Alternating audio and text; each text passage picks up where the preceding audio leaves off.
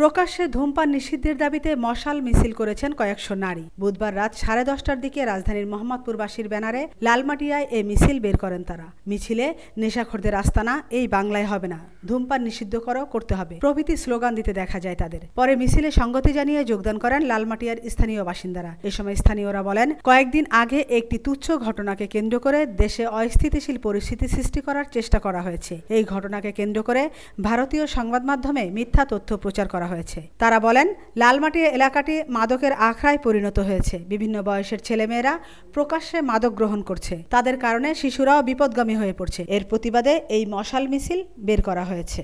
আমিনা ইসলাম, আজকের সংবাদ।